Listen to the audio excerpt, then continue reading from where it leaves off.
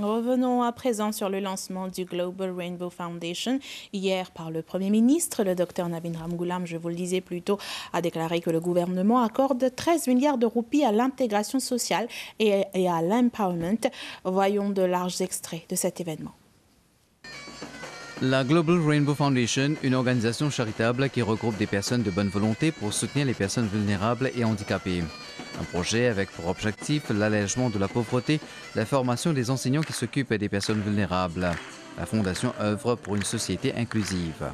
Le président de la Global Rainbow Foundation, Armugam Parsuaraman, a rendu hommage au Dr Navin Ramgoolam pour le progrès remarquable accompli dans le domaine de l'éducation et l'intégration des personnes vulnérables à Maurice. The idea of Global Rainbow Foundation, as I said, is motivated by the sense of giving back, the mission of giving back. That's why the journey that I made have given me a lot of experiences, a lot of networks, a lot of friends around the world. And I believe that I have to give back to my country, my beloved country, which gave me all this chance. And therefore, I would like to put all these networks, all these experiences that I have, in all humility, at the service of my country. But having been a world citizen, since I've served in so many countries of the world, in fact, by occupying the position at UNESCO headquarters, you are serving 193 countries. And I would also like to pay thanks and gratitude to many people. And I'm very pleased to tell you that I feel that a lot of work is being done. I must confess, Prime Minister, Minister of Social Security, and Minister of Education. Now that I'm focusing on this mission, I'm going around the country. I must tell you, I'm very pleased to say that a lot is being done by your government. A lot is being done, a lot of new initiatives have been taken since my days, and that gives me a lot of courage and hope that a lot can still be done.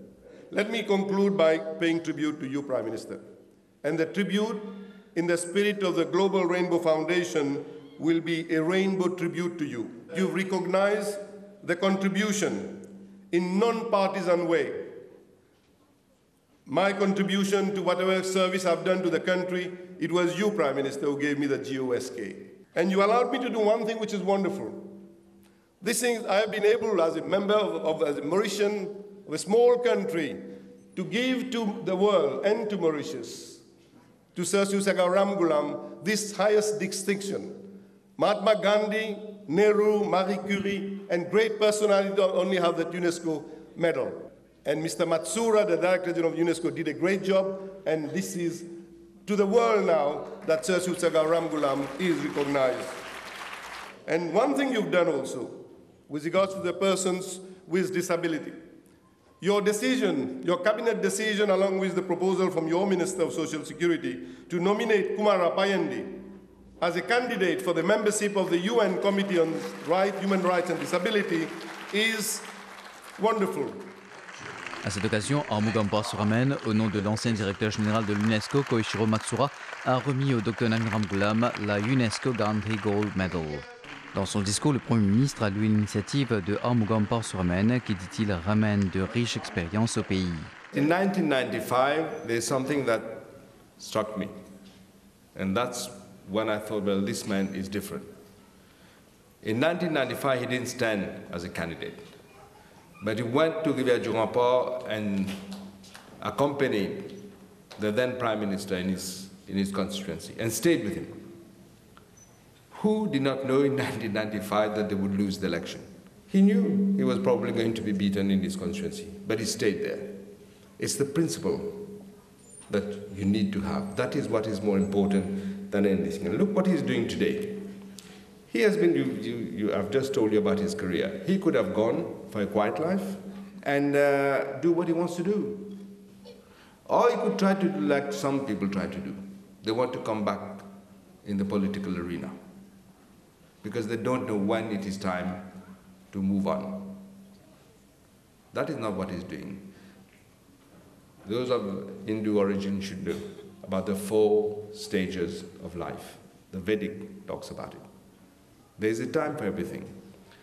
But he hasn't chosen to do that.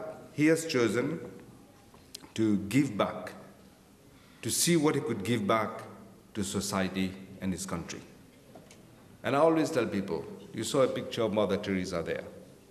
For me, the greatest service you can give is to give time to other people. That is the greatest thing. It's not money. Money is not as important as time. And this is what he's doing, giving his time, his effort, looking for ways to make a difference in this country. He knows, because he's probably reached that level, but very often people don't realize that we have a mission in life, each one of us.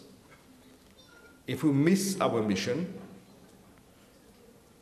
at least Hindus know they will come back, but in a different way, worse than they were before. I think people forget this. I'm in fact surprised. So many people go to temples, they read the Bhagavad Gita, they read the Ramayana, but they seem not to understand this, because they do exactly the opposite of what they should be doing.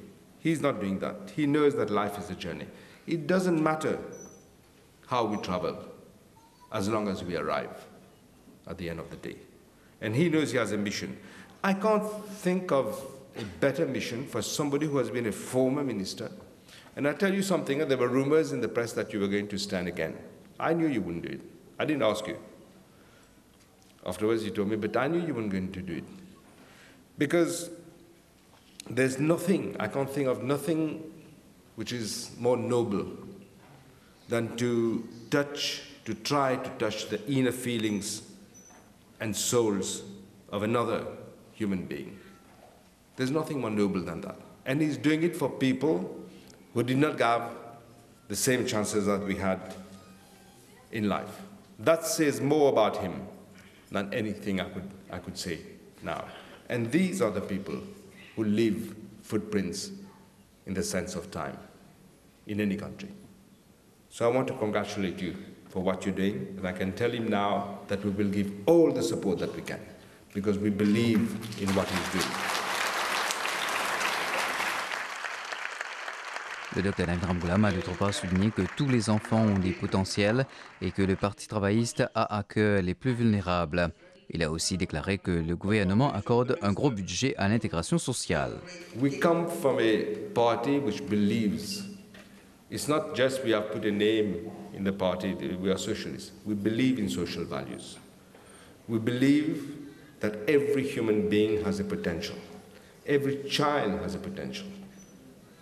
What is important? We cannot make everybody equal. We don't believe in equality. The communists used to believe in equality. Look where they are now.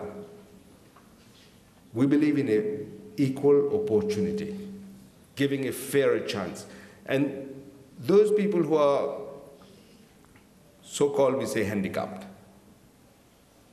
if you don't give them a push in life, you don't help them either by policy, government policy, or by different things that we can do, like education and all this. If you don't give them that help, they will never be able to compete on an equal level with others. That is what socialism is all about. It's a mindset of the need to change. I always tell people, look at life. There's one other thing that we want to encourage young people. I know Dr. Banwari also believes in it. Not just to look at the computer and play games. Learn to read books, because you will learn. There's nothing that we're not inventing a new wheel.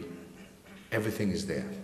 I always give the example of Stephen Hawking, one of the most greatest physicists that there is. And he's got motor neuron disease. He's paralyzed. He speaks through a voice. They have to connect his voice with his vocal cords to a computer. Yet he's one of the brightest people in the world. John Milton, I always give the example. He has written the most beautiful poetry, a poem called Paradise Lost. And yet, he was blind. That is why, if you see, because we have a long history of wanting to help, we want economic efficiency but also social justice. It doesn't mean anything if a country's GDP is very good, we have good figures. It doesn't mean anything if it's not translated into at least the best we can as far as social justice goes.